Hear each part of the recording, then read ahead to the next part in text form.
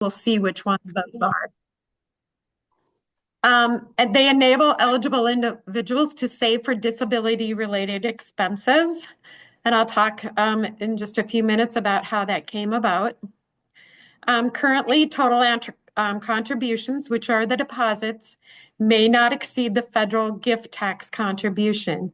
So that changes every year. So if you already or if this was a refresher course for ABLE accounts for you or learning something new, if you've had ABLE accounts before, typically they go up $1,000 each year. So currently in 2024, it is 18,000, but starting in 2025, it will be 19,000. Now, these are contributions. They're not the total amount that can be in an ABLE account. You must be disabled before the age of 26. But starting January 1st, 2026, the age limit will change to 46. Okay. The reason they did this, there were a lot of veterans who are disabled. That was one of the big pushes for this. And so, being at the age, having disabled before the age of 26 did not cover a lot of these folks. And then different disabilities that was studied and brought forth. So federal legislation has been changed now to 46, but it will not start until January 1st of 2026. You have to be disabled, defined by the Social Security Administration, or you have a disability certificate. And we will talk about those two things in detail coming up. The designated beneficiary is the account holder. So a successor can be named, but they must be eligible for an ABLE account as well. And we'll kind of go into that later as well. And any left assets in the account after expenses have been paid out, including at death, is subject to a Medicaid clawback in some states, but not all. But in North Dakota, it is. All right. So a little bit of history about ABLE accounts. The Stephen Beck Jr. Achieving a Better Life Experience Act, where we get the word ABLE from, became law on December 19th, 2014. And so the law aimed to ease financial strains faced by individuals with disabilities, making tax-free savings accounts to cover qualified disability expenses. And really, to kind of really think about this is, I think about, persons without disabilities can save money, for just anything that they want to.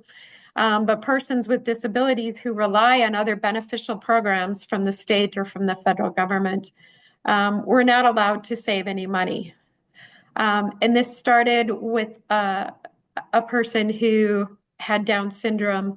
And so the National Down Syndrome Association was a big push into this. But I do like to point out, we all have different political views, but this did pass federal legislation on both sides, the House and the Senate, and it passed by Democrats and Republicans both.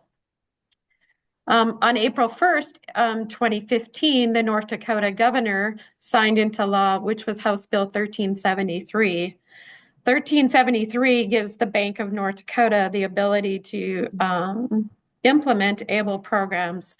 To this date, North Dakota has chosen not to implement. In other words, you can't open a specific ABLE account in North Dakota, but they do offer resources.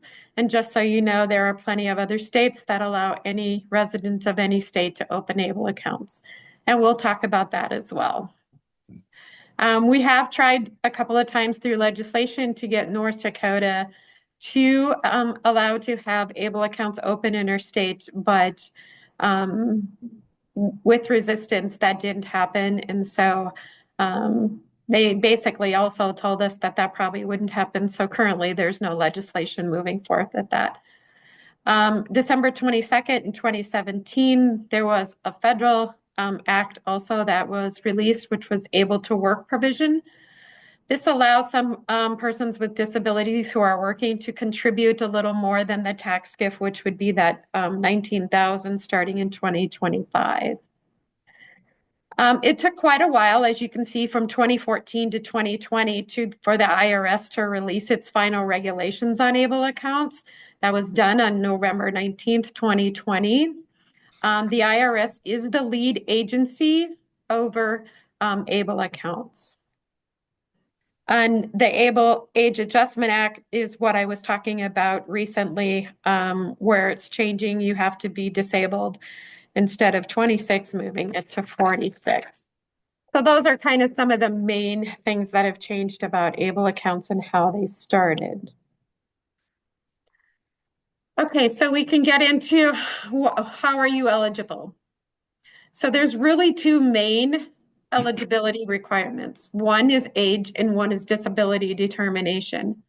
So again, the individual must be disabled before the age of 26 currently. January 1st, 2026, it will be raised to age 46. Okay. But I'm sorry.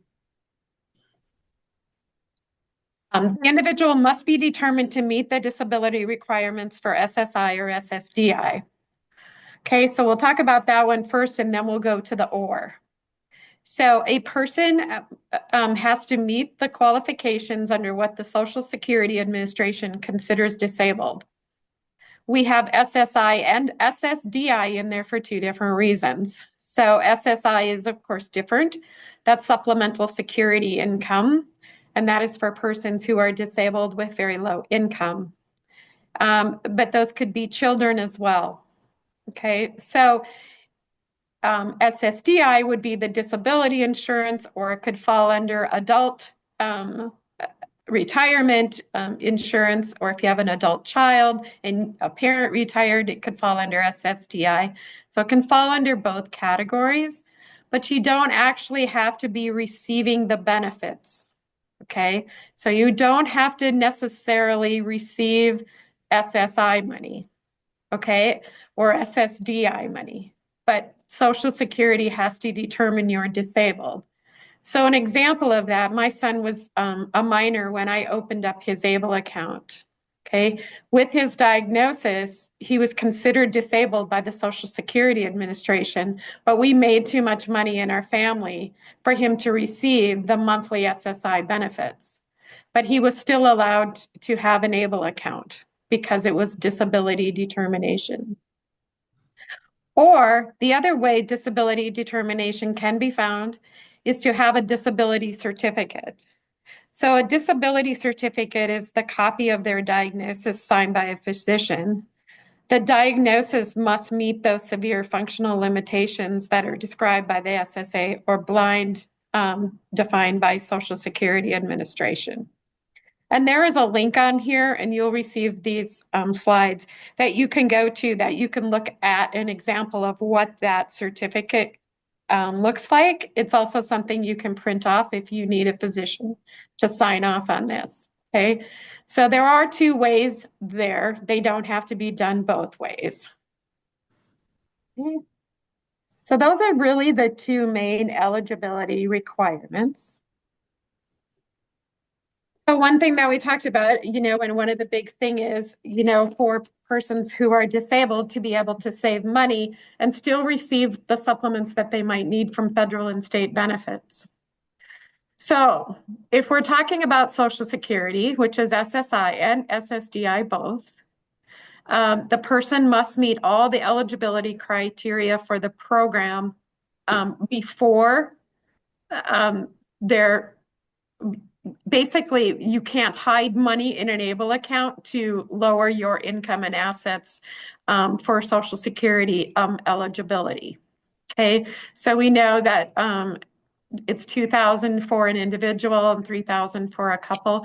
You cannot hide those monies into an ABLE account. You still must meet those criteria for the program. Okay, and of course, if you're a minor and you do not, but you're considered disabled, okay, then, if you're not receiving the monthly benefits from these, they're not going to take a look at that. This is only for folks that are receiving those benefits, okay? So currently, like my son, my ex-husband is retired, and so my son went from SSI to SSDI, okay, but he receives a monthly check from them. Okay, so he still has to meet those requirements for that program. Okay, The one thing, though, that happens is a lot of persons who are on SSI, especially, or SSDI, could be for either one, and some collect both, is that they have to spend down the money, okay, because they have to meet that monthly criteria and eligibility. So with this, Social Security has just had in the rules, the IRS rules, that they can have a balance of $100,000 in an ABLE account before SSI and SSDI benefits would be suspended. So when we think about this, I use my own son as an example, but when we were on SSI, if there was something he did not need, I couldn't save money for him or he would lose that monthly benefit because it could easily go over the $2,000, okay? And so this way you can transfer that money into an ABLE account and it will not count as income for other benefits, okay? So really what it's saying is instead of spending money on things that a person may not need, you're able to put it into an ABLE account and so that they can save money just like anybody else would save, okay? But at $100,000, Social Security will suspend it until you spend that money down below $100,000, okay? You are not released from the program because you did something wrong. You're just going to have to spend down the money, okay?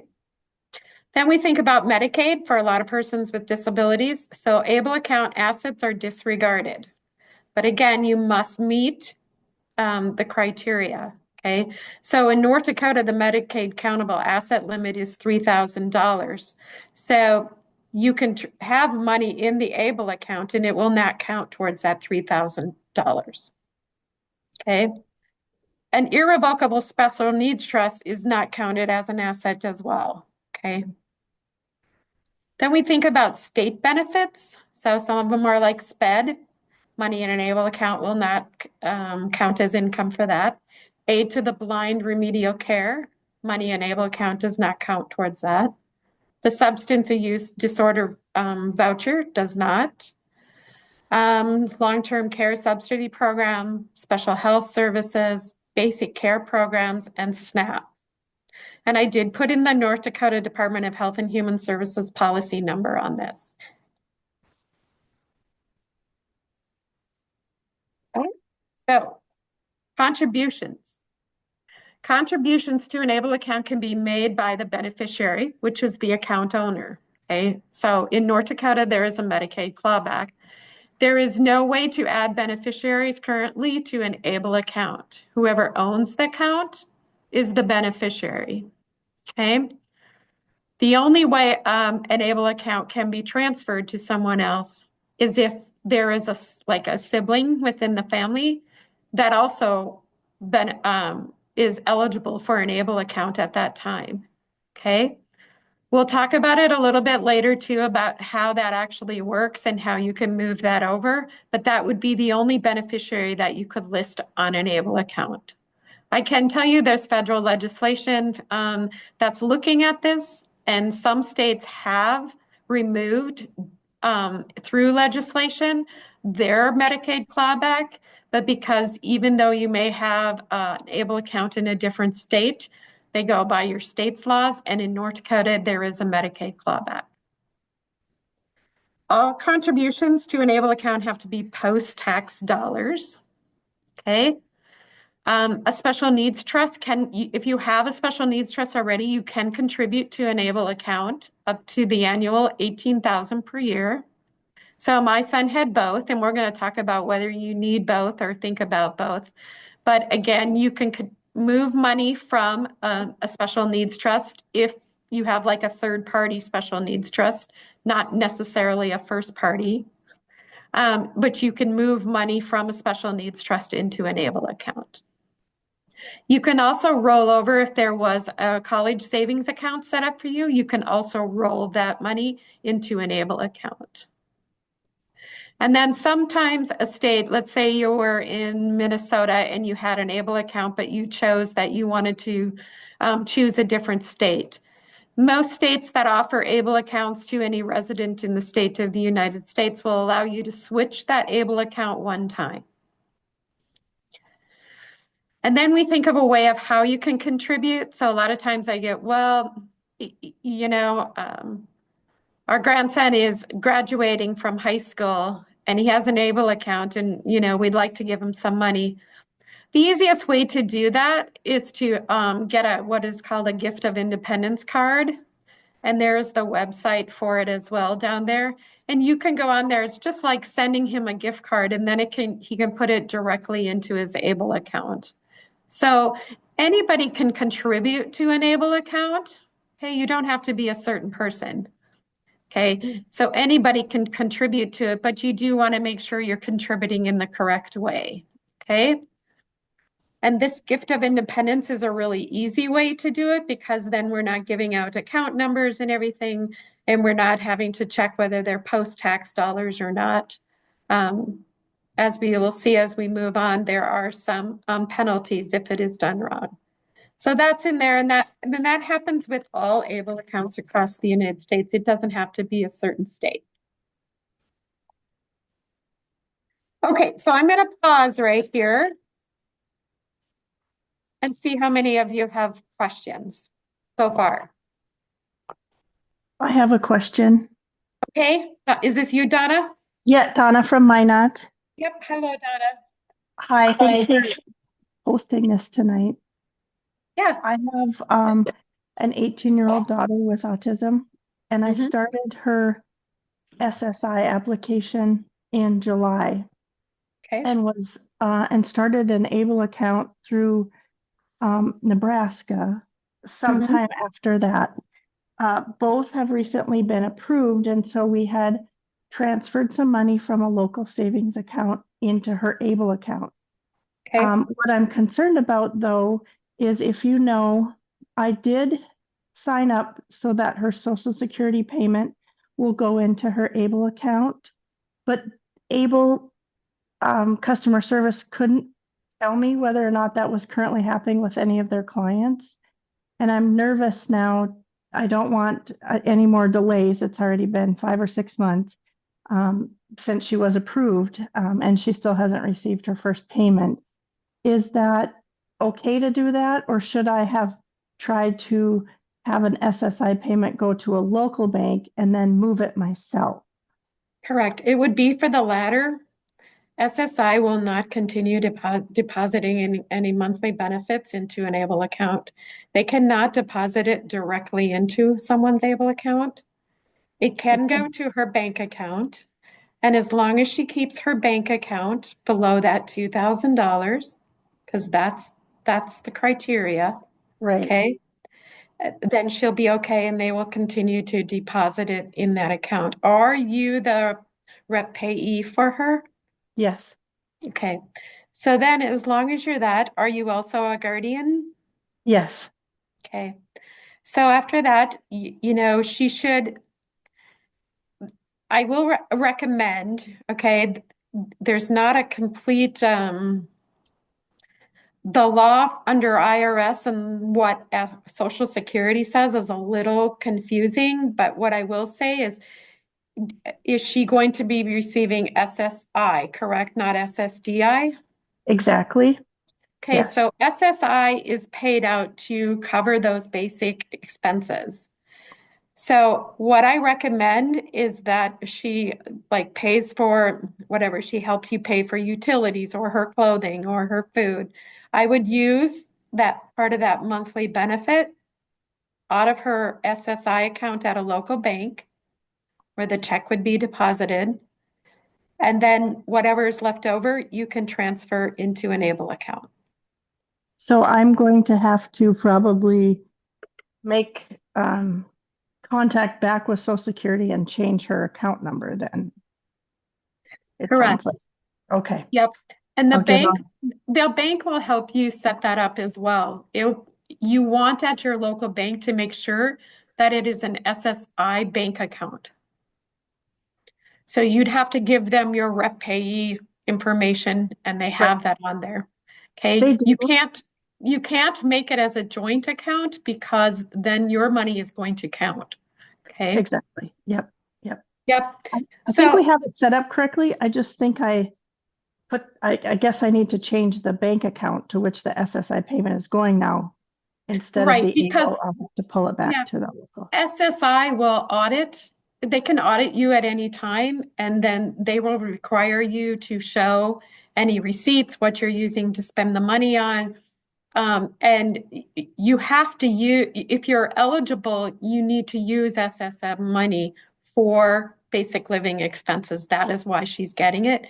You just don't have to use them all. Then you Right, can make an electronic transfer into an ABLE account, and then that's money you can save. right. Okay. Okay. I think I understand. Thank you. Okay. If you have issues, Donna, just go ahead and give me a call. Thanks. I appreciate it. Kurt? Yeah, I have a couple questions. Okay. First of all, does an ABLE account collect interest, or does the money make any interest or not? Yes. Okay. Um, the second one was I'm a little confused about. We were always told my son Sam is on SSIDI, I think, and SSDI, okay. we are always told he can't have more than $2,000 in any accounts, otherwise they will penalize him. And so he only has the one checking account, and he has to spend it down. How does I heard that can't be any assets at all. So how does this affect? How does an ABLE account affect how much money he has that they see? So the 2,000 limit is the eligibility requirement for him to keep receiving SSDI. But because there is no rule that says if he is eligible, if he meets the age criteria and the disability criteria, he can have an ABLE account. So Social Okay. Security cannot tell you he can't have an ABLE account. Okay. Okay. But he But still cannot earn over his assets, which is $2,000 a month. okay. So if he earns interest in the ABLE account, does that count? That doesn't count as earning an asset. Income? No, it doesn't count as an income or an asset until he reaches $100,000 in an ABLE account balance. Okay. Okay. So he can't be kicked off SSI because he has money in this account. Is that Not in correct? an ABLE account. No. Okay. My last Not, my last question I had was if you said you have to put post-tax dollars in there. So if you move money from his bank account to the ABLE account, do you have to pay tax on that before you put it in there? well, if you're receiving SSI money, that's non-taxable. If he's receiving SSDI money, it's taxable only if he makes a certain amount of money per year. Okay. Okay. So when I talk about post-tax dollars, you know, a lot of what happens there is an example I could give would be child support. The person who is paying child support does not pay taxes on it, and the person who is receiving it does not pay taxes on it. Okay, so that could be some issues. But let's say he's working, but he still meets all the criteria for SSDI, has an ABLE account. You can do a direct deposit from your work into an ABLE account because the taxes have already been taken out. Does that make sense to you? Yeah. So the only money you can direct deposit in would be from a job. It can't be from SSI. SSI has to go to a checking account, correct? It has to go through the checking account first that you have established for Social Security. And then if you do not want to spend all of that money down, you can transfer it, which is usually done electronically, like electronic banking, and you transfer that into an ABLE account. Okay. Okay? Thank you. Thank you. Yes, and Kurt, if you have any questions, all my information will be at the end, and you can also call me directly. Okay, anybody else? This is Donna Bai. I have one more question. You Yes. used the word checking account. Currently, my daughter was only set up as a savings account because we had not done a real ID with her yet, which we are trying to get done before the end of the year. Is a savings account still eligible, or does it need to be checking to be able to Nope, a transfer? savings account is eligible as well.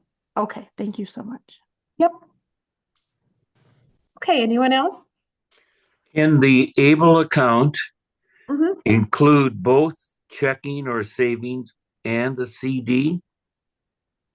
No, CDs are asset and can't come out of a CD account. So when you open an ABLE account, they'll list, it'll just say like checking/savings. Okay. Oh, So they don't care how you use that. And Social Security really, they use the word checking because they want you to spend that money down, for basic living expenses, but that would be it. But it does not matter in an ABLE account whether you just use that money for savings or checking. But ABLE accounts would not have anything to do with certificates of deposit. And don't forget that is considered an asset for Social Security. Okay, anybody else? Okay, well, if you think of something, I'm going to pause again. So it certainly doesn't have to be, you don't have to hold on to it just because we've already discussed it.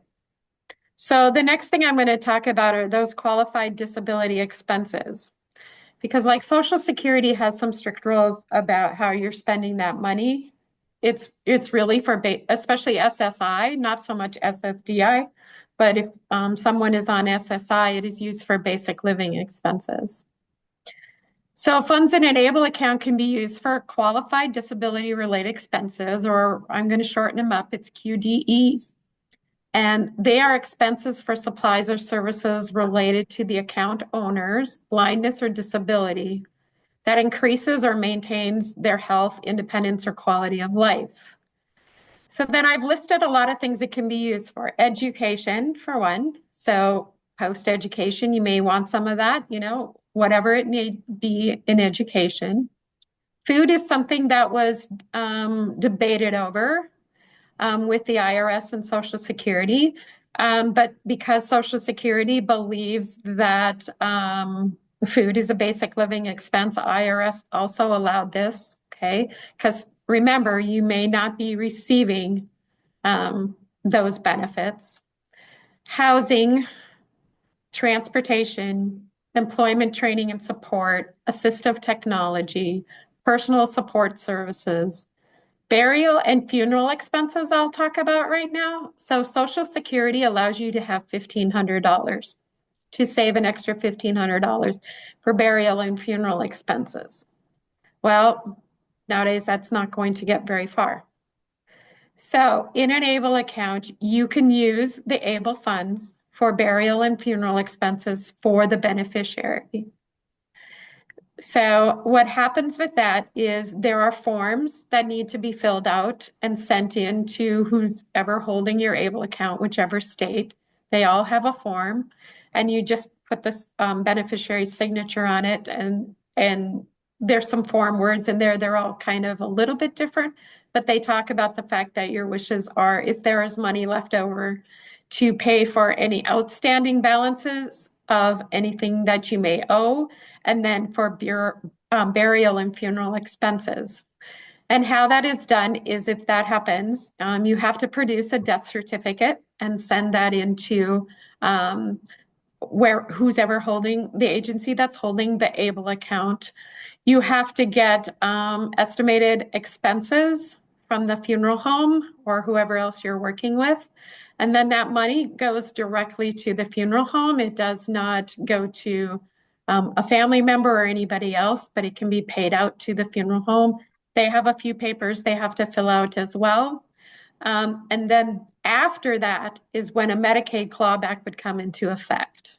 So there cannot be a Medicaid clawback until if you have signed these forms before burial and funeral expenses. And there are no limits on it. They don't say you can only use $2,000. You can use whatever is left in an ABLE account. You can use it for outstanding healthcare expenses, financial management, administrative services, and other expenses, including, people who have opened these up for their children. They have saved money to pay for guardianship. That is allowed. You have to think in this as being very broad compared to a lot of other programs where it's very narrow. There isn't a lot that we found that you can't pay for. But I mean, I think if you're questioning it, again, I do say it's okay if you would like to call me, but I also put a website down here. It's really long. It's from the IRS, and of course, there are IRS regulations. If you ever read them, they're really long, but you may be able to find something in there as well, or I can try to help you with that. So it's not meant to replace them, it's meant to supplement items, okay? And so I know there's always a lot of questions, and when I help people open them, that's one of the first questions I get is what we can use it for. You know, I do have some contacts at the IRS that I can call, but they don't always know, and personnel changes up there. But think of it as in very broad. So one of the examples you might get, well, my son wants to, take a trip to Hawaii to see his other brother graduate from high school. That's actually considered a disability expense. But what's not considered is my son wants to take a trip to go see, I don't know, Keith Urban in a concert. Okay. That's not a disability expense. Okay. So sometimes those are a little hard to distinguish, but those examples are listed in the IRS form that is in that publication, so it could help you. Or like I said, you could contact me and we can kind of talk it over, and I might be able to help you, but if not, I can try to give you a resource, okay? So here I've kind of put them out in a little bit different way, but like I said, rent or mortgage, vehicle repairs, if you need paratransit, vitamin supplements, OTC, over-the-counter medication, you can use it for food, utilities, apparel. Again, when we're talking about food, utilities, apparel, maybe rent, again, if they're receiving Social Security money, don't forget that the reason they're getting that is to use that for some of those expenses. What I'm really telling you is now you don't have to spend it all down. Okay, so you can save some of it. Assistive technology devices, employment training. We used some for my son because VA was not a choice that we could use. So I tried to get some employment training for him. And so I paid somebody privately, but I used ABLE account funds from that. Legal fees, like I said, including guardianship, the burial and funeral expenses I kind of went over. If you want to go to conferences, virtual classes, respite care, you can use it for that, or personal assistance. If you're not on a program that's already allowing you to get that. Also durable medical equipment. I have plenty of them that use them for post-secondary education. And again, you can use them for any type of therapy services. I've had people buy service animals from the ABLE account as well. So what happens if you do misuse an ABLE account? Okay, so I have the website for the federal regulations again up there in the guidance. Again, remember, it's a pretty long document. But really the IRS, remember, is the lead agency. So you may not have more than one ABLE account, okay, to each qualified individual. And if an individual has moved more than one ABLE account for a period of 60 days, then they are subject to 10% penalty. In other words, they're holding two ABLE accounts for more than 60 days, even with the intent of moving them, they will be penalized. And the income taxation on the funds may affect eligibility for those federal means tested programs. What I didn't put in here was state means tested benefits programs because I've never received a clear answer from where most of those benefits would be coming from, which is the Department of Health and Human Services. But I would imagine that those could be affected as well. If an expense is deemed not to be a qualified disability expense, which could occur mostly during an audit, and the IRS has every right to audit your ABLE account, those funds also are subject to a 10% penalty taxation, and again, could affect your means tested programs. Like I said, like housing and SNAP and all those are means tested programs. Social Security does have a right, if they audit you, to ask you if that person has an ABLE account. They also have the right to ask you to prove what the balance is in that account. And again, they have the right to do that because at $100,000, they can suspend it. What they don't have a right to do is to look at what you spent that money on. That falls under an IRS audit, not a Social Security audit. All ABLE accounts have disclosure statements. And typically, if you know, disclosure statements are usually at the bottom of the page in very small print. So I do recommend, if you already have an ABLE account, just to make sure you know what the disclosure statement says, or if you don't, when you're opening one, do take a look at them. Most of them now will not let you finish opening an ABLE account until you check the box, but you can always check a box and not read them. But a disclosure statement is really the purpose of the ABLE accounts. They talk about eligibility requirements. Some ABLE accounts have investment options, which we'll talk a little bit about. They have qualified, non-qualified withdrawals. They can talk about state benefits. Again, most of the ABLE accounts, you won't find any state benefits here. So if you live in a certain state, they may give you a state tax cut if you have an ABLE account. But because you cannot open an ABLE account in the state of North Dakota, you can only get resources. There is no state benefit. But some of the folks that I've helped in past years, they've moved to other states and they're like, yeah, we remember, we read that in the disclosure statement. They talk about annual contributions and some fees. So when we talk mostly about ABLE accounts, we're talking mostly you would get a debit card. If you are the legal guardian and that is how you filled out the application for an ABLE account, the legal guardian will also get the ABLE account or the rep payee or the power of attorney. We'll talk about it again, but when you go to open an ABLE account, it asks you those questions about how you're applying for the account. Okay, so if you're a legal guardian, you certainly can apply for whoever you hold guardianship over. And those debit cards work just like any other bank debit card. So almost all the ABLE accounts in the States, they have a fee for that. Most of them are around $3.23 a month. Okay. So there is a fee to that.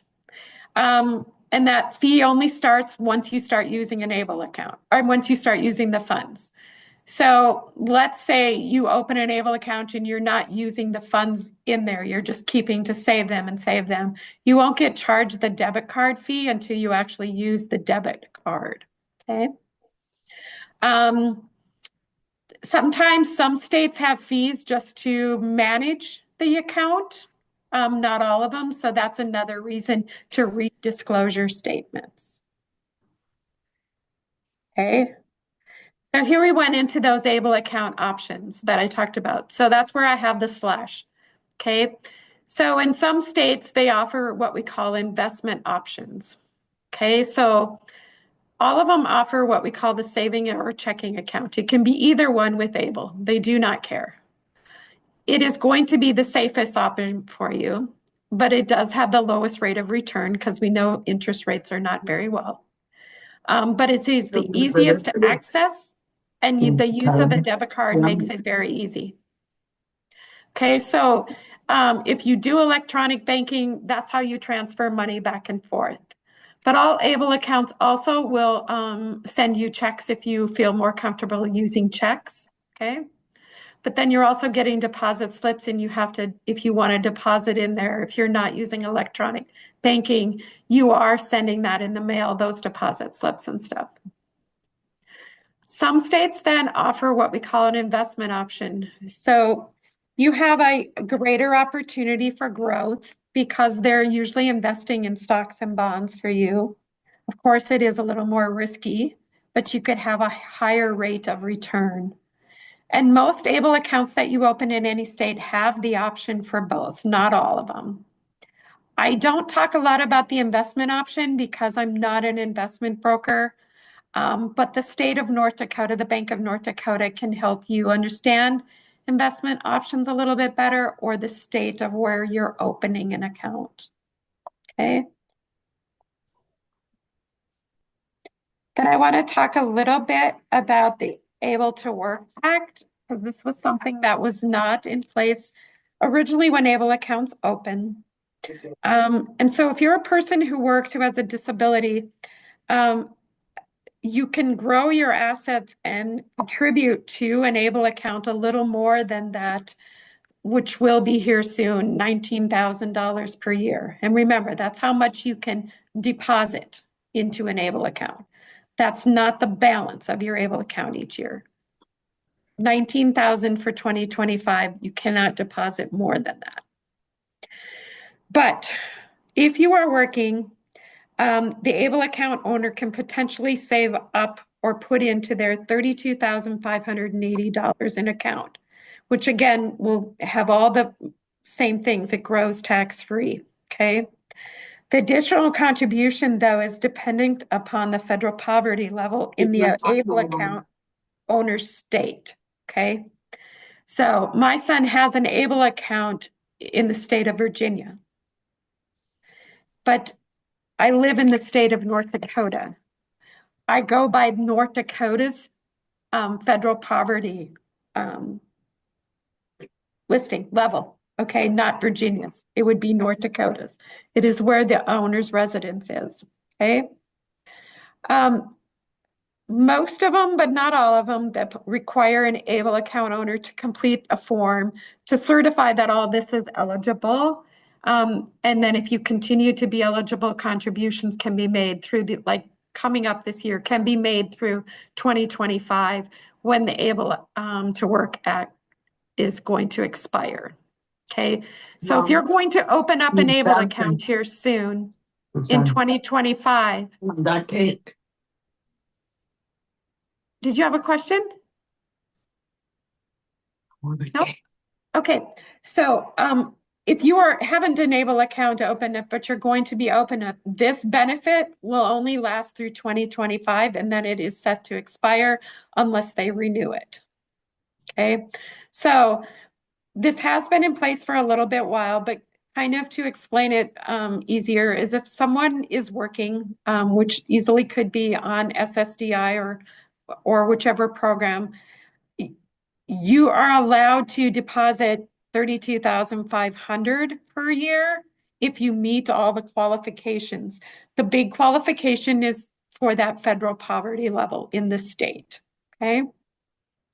Whoever you open up the Able account with, they will help you with all the forms, but they can't help you lower that federal poverty level for North Dakota. It is what it is, okay? So again, we talk about sometimes you have to sign a form for these contributions, but it's important to remember there's no change in the way the income that an Able account is counted for the means benefit program. So in other words, if you qualify this and you can deposit up to $32,580, it is still not going to count as income for any means tested programs. So that's a lot of wording. Does that kind of make sense to people? Well, if it isn't, I promise I can explain it to you and keep going there. Okay. The other newer program is also set to expire, and that's at December 31st also of 2025. And this is called the Savers Tax Credit.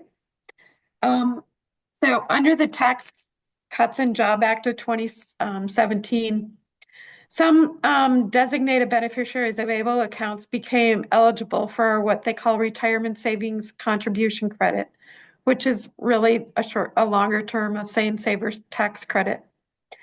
This credit incentivizes low to moderate income Americans to save more money. The Savers credit can be applied to up to $2,000 in an Able contribution. And then the credit can be claimed on the IRS form 8880. So this would be for someone who is actually paying taxes into federal taxes. They have to be at least 18 years old at the close of the taxable year. They cannot be a dependent or a full-time student. In other words, if you are the parent, you cannot claim your adult child as a dependent to receive this. And then I do have the 2024. They have to meet certain income guidelines. So if they are filing as a single filer, they had to make $38,250 or less to qualify for this program. Okay. They have not come out with the 2025 adjusted gross income for this as yet. I would imagine that it will be out soon. But to also remember, the only way so far they're going to be able to use this program is if they have an ABLE account for 2025. If this actually can go away in 2025, we'll have to see what legislation puts forward. But it is expected to expire on December 31st, 2025. So it's kind of, I try to show people, so if you have an IRA, you can deposit so much in an IRA and receive that tax credit. This kind of works just like this, but the maximum is $2,000. Okay, so I'm going to pause again because that's a lot to take in.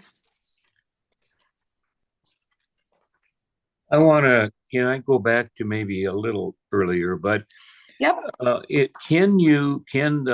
the beneficiary is living at home and there's, you can have an equivalent of rent and food and maybe entertainment or travel or whatever that's eligible. Can you have a fixed amount each month that goes to that, as long as it is within community standards, or is a reasonable amount, or is there any guidance for that? For example, is food $100 a month? Well, probably more than that. And if they're staying at home, can it be some kind of a factor of utilities and the cost of rent? Or how does one come up with a defensible amount, and can it be a fixed every month that includes all those things? So are you talking about the money you're using from Social Security or the money Yes, I that's am. okay. I'm talking about the Social Security check. Yes. Okay. So in Social Security, there is some rules about that. So if someone is living with, they have living arrangement rules. So if someone is living with you, who's disabled, if they are paying a portion of the rent, it goes by a couple of things. One, maybe how the price of your mortgage or how many people are living in the home. So an example for me, when my son was on SSI, first, it took me a long time to prove that he had enough money to pay rent because he didn't have a job. But if you have a job, if there's 3 people living in the home, he can pay up to a third of his Social Security money to help you pay for rent. Okay? Because there are special rules on Social Security. And if you want, Don, I do have some PowerPoints on Social Security too for you to have reference. Okay? Oh, that'd be great. Yeah. Yep. So they have rules there. So Social Security rules can vary. They don't have explicit guidance on food, okay? But I have recommendations, and that would be if you just show that he spent some money on food. You don't have to, let's just give an example of I have $1,000 in my Social Security account, okay? And I paid 300 of it to mortgage or rent, whatever that may be. And utilities, you can also split of how many are in the house. And I paid $50 towards electricity. And I'm buying some food, which could be from whatever, let's just say $200. Whatever is left over, if you don't necessarily have to buy anything if it's not needed, and you can transfer to an ABLE account.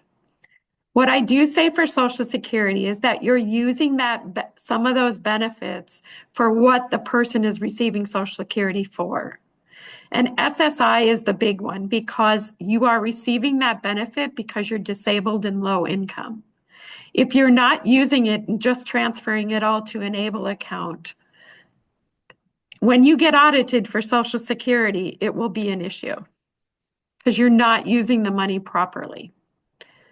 Okay, so SSDI can run a little different because there are different reasons why SSDI is given to a person. Okay, so like my son collects it as an adult child because he's receiving retirement benefits even though he's only going to be 23 years old, but because his father retired.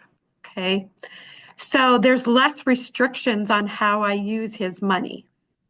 Okay, for him, because I'm his legal guardian and I'm also his rep payee.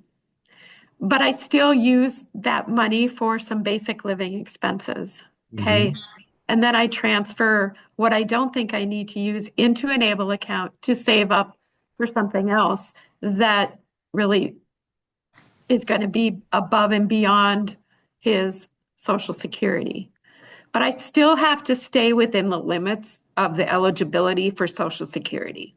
So if he went out and got a job and made too much income, that retirement benefit would go down.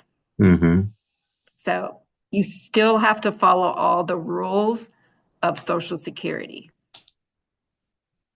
So can you do a fixed? You can set up a fixed for yourself if you're the legal guardian or the rep payee, or if they're owning, doing it all themselves, managing their own ABLE accounts. Most certainly they can say, every month I'm going to transfer $500 into my ABLE account.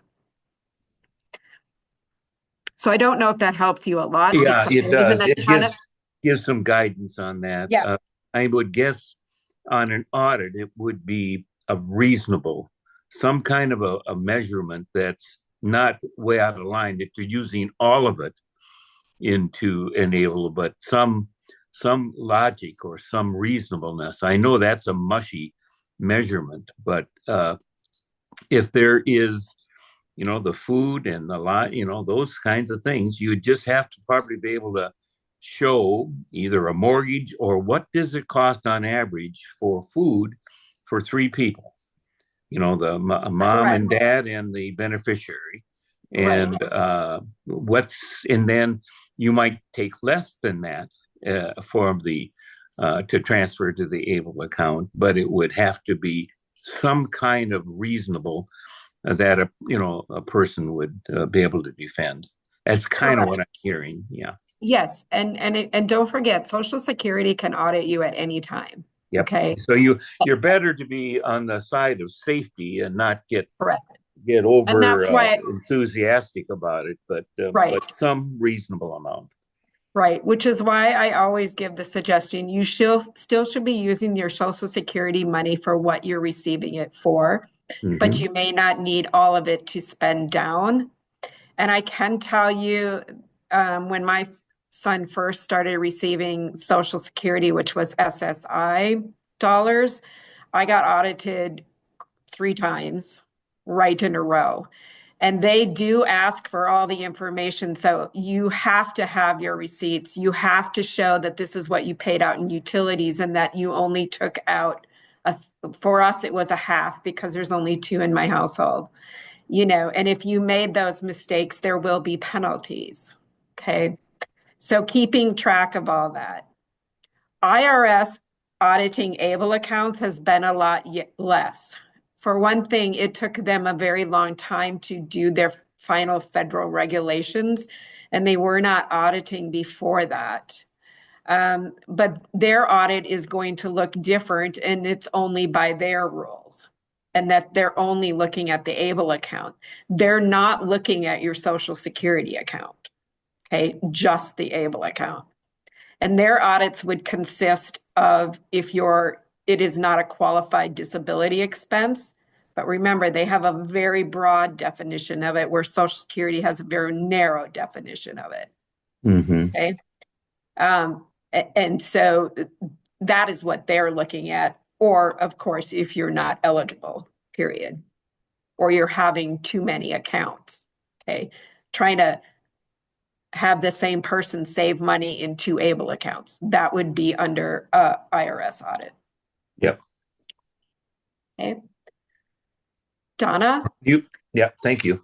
Oh, Um, yes. I'll be respectful of your time because I realize it's already 8:30. My question is more for Social Security payments. So if a call tomorrow works better than holding up your rest of your presentation, I'm glad to do that. It's okay. I mean, if you can make it brief, I mean, because Social Security does, relate to here. It's up to you. But if you think it's more detailed, maybe we could just do that one-on-one, Donna. I'll pose it and then you let me know. Mine Okay. is more of a logistics because this is brand new to us. We haven't even received our first payment yet, and it sounds like I need to scramble to get some accounts switched around because it was supposed to start next week. The idea of paying so we have 4 people in our family. She has a brother that's not disabled. Paying a quarter of our mortgage or a quarter of our utilities. How do I pay myself and keep a receipt? And is the first question. And secondly, we have a child addicted to McDonald's every day, which is about, between $6 and $8. Do I need to keep a receipt every day if I want to show that as an expense for one of her foods, if I charge her for food? So if it's her account, because we're talking about her, she's 18, so she's in the adult, and it's her Social Security account. Okay. Okay. So she would have a check. You can have a check off of hers.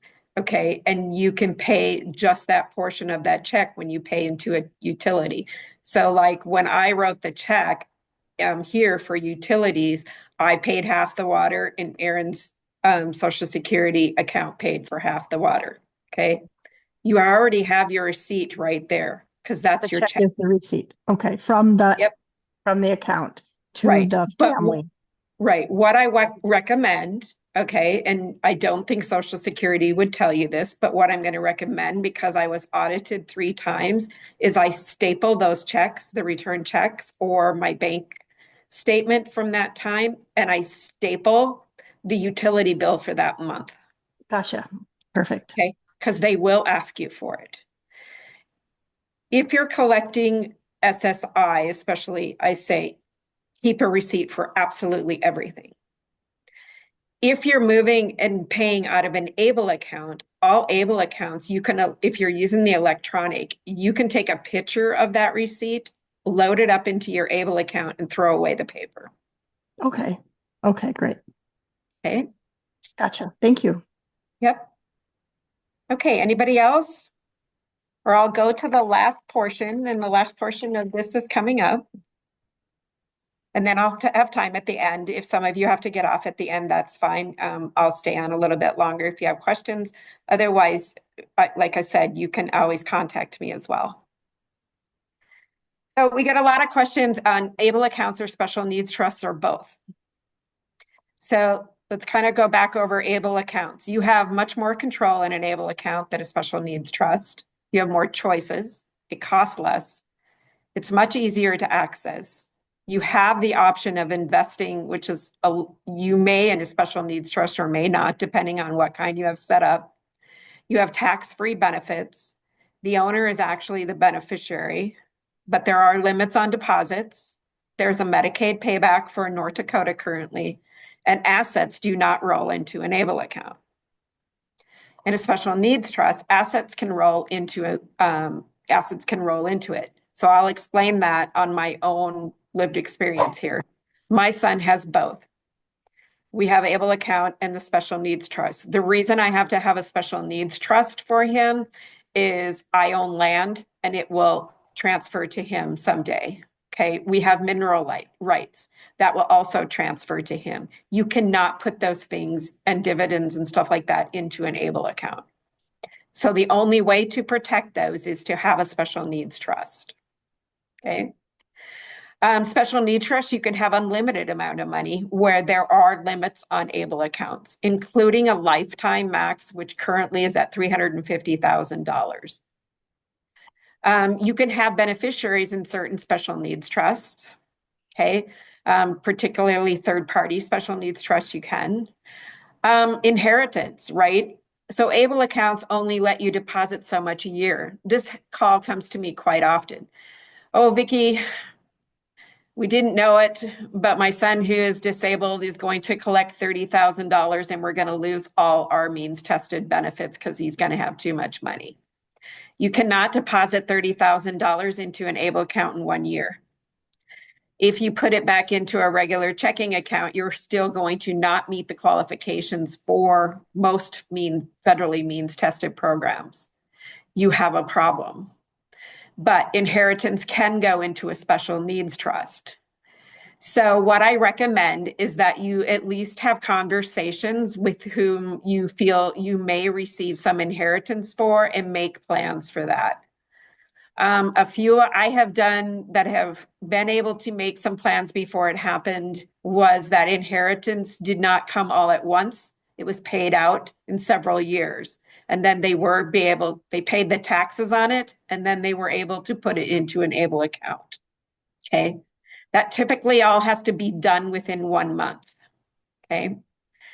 Another thing I suggest is that you talk to whoever the power of attorney is or an attorney. I am not an attorney. I'm not a legal advocate. So, these are just suggestions. They're nothing that I can tell you for sure. Special needs trusts typically are going to cost you more money because it's, of course, always recommended that you have an attorney open up that special needs trust for you, and they're going to charge you. You do have a little bit less control. There are a lot of federal regulations around what special trust money can be used for. So there's a little bit less control. And then depending on the type of trust you have, there may be a Medicaid payback clawback on this, and there may not. Special needs trusts typically at a certain time become irrevocable, depending on which kind they are.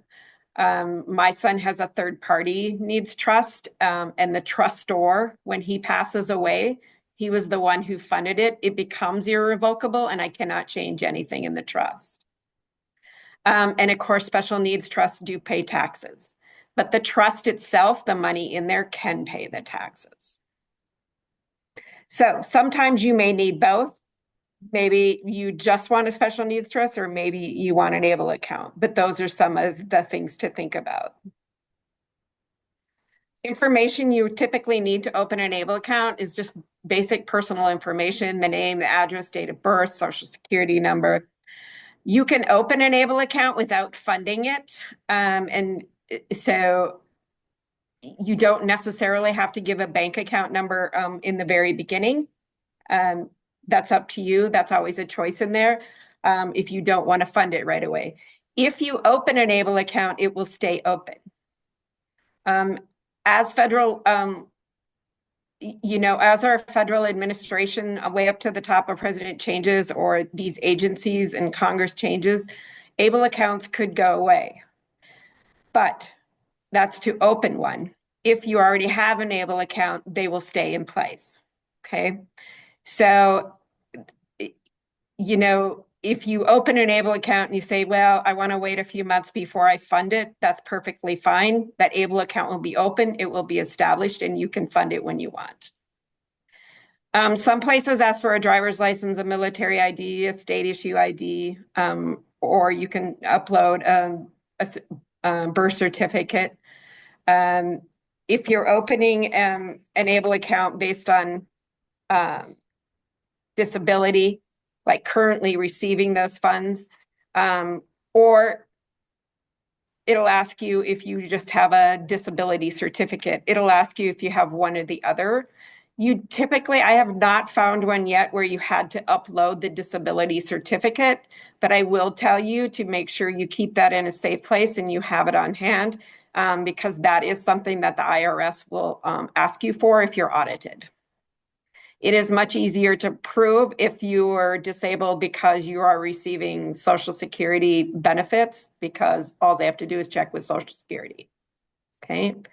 And then some states do ask you for a proof of address. There's a few states that ask you for a guardianship letter or a power of attorney letter, if when you're opening that account,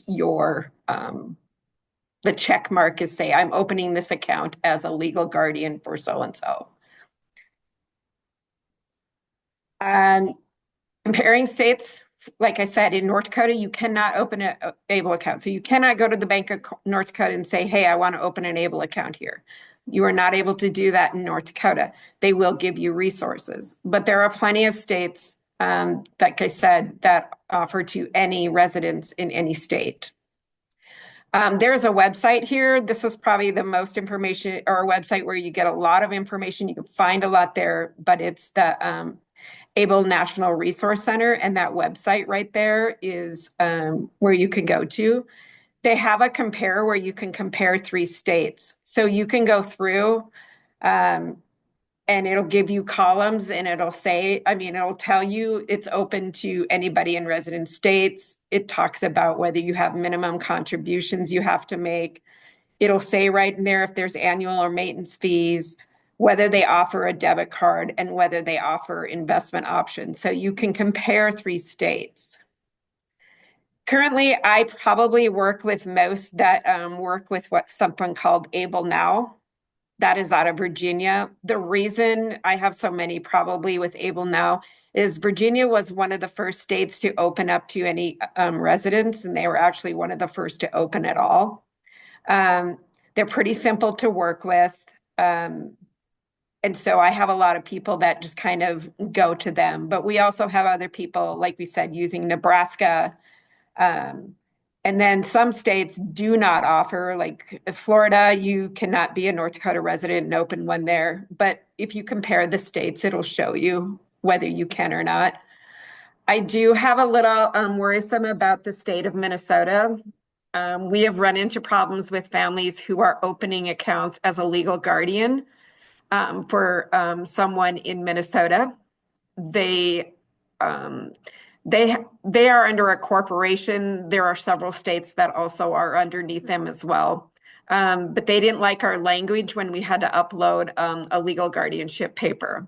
Because when you have legal guardianship in North Dakota, that legal guardianship is reviewed every 5 years. But on the front page of legal guardianship papers, it gives an expiration date, which is that 5 years. We did go to the court system and some attorneys and try to get the wording changed for guardianship in North Dakota, but they would not change it. So there has been some issues there.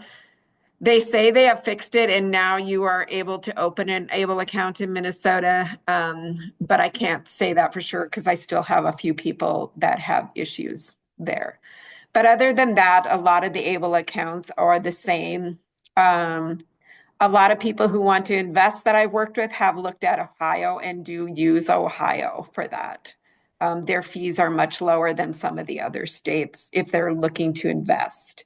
And like I said, a lot of them will let you have some money in an ABLE checking or savings account and then also let you use some for investment. You don't have to have one or the other.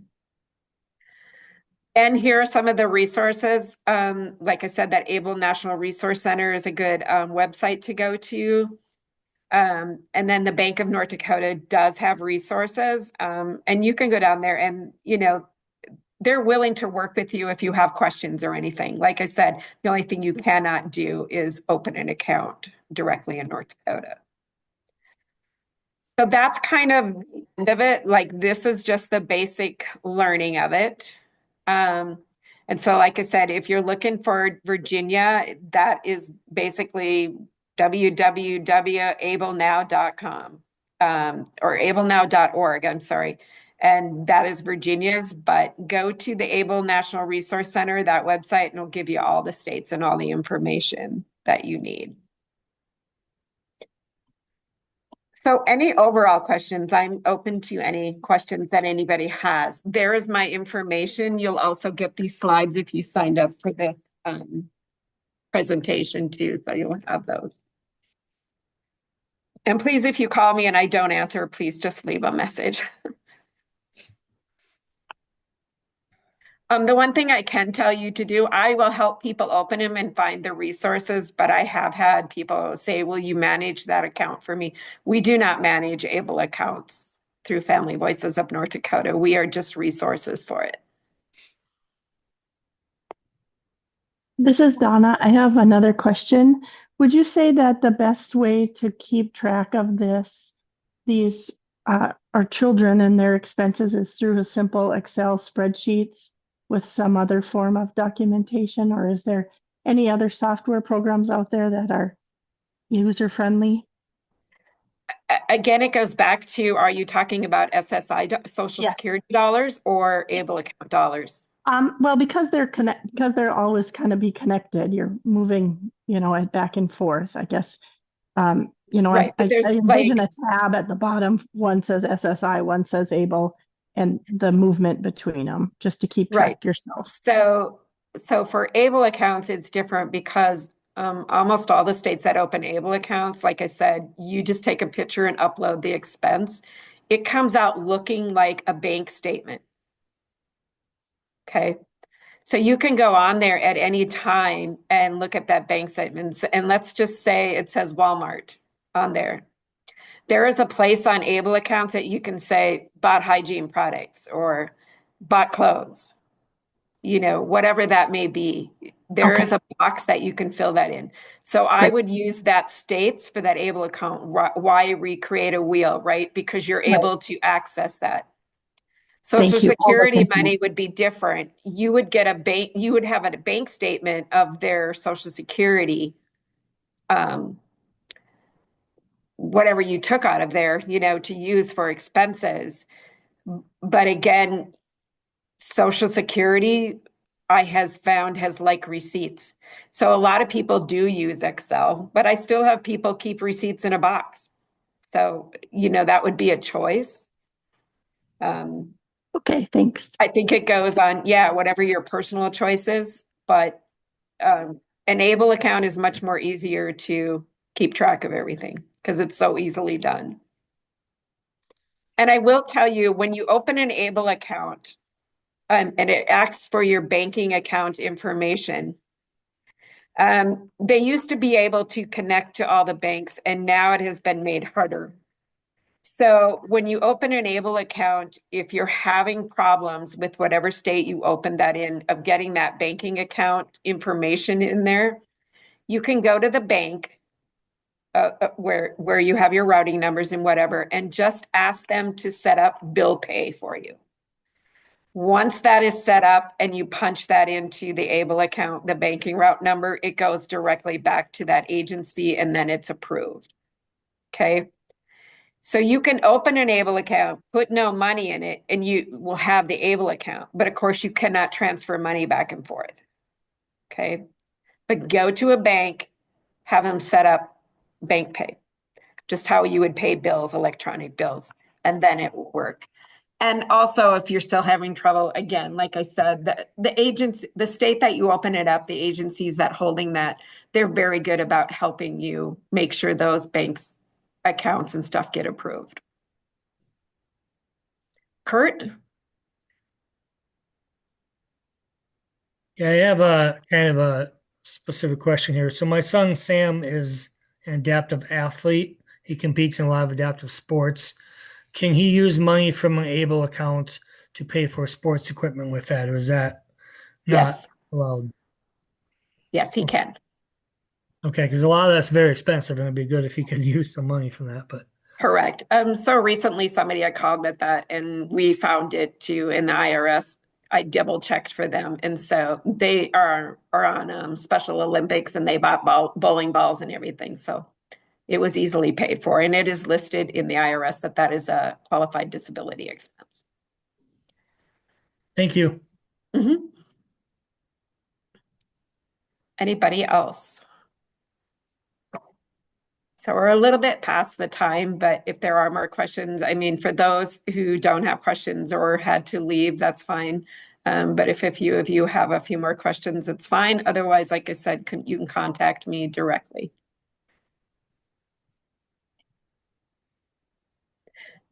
And it wasn't too long ago. I think it was last month I did out Social Security. So if you contact me and you would like the PowerPoint presentation for that one too, if you didn't sign up for that one, just let me know and I'll send that to you.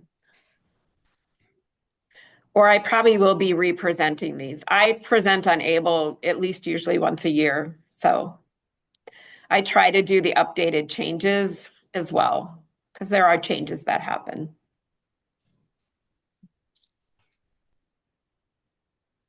All right. Thank you, Vicky, so much. I learned something new every time. So do I.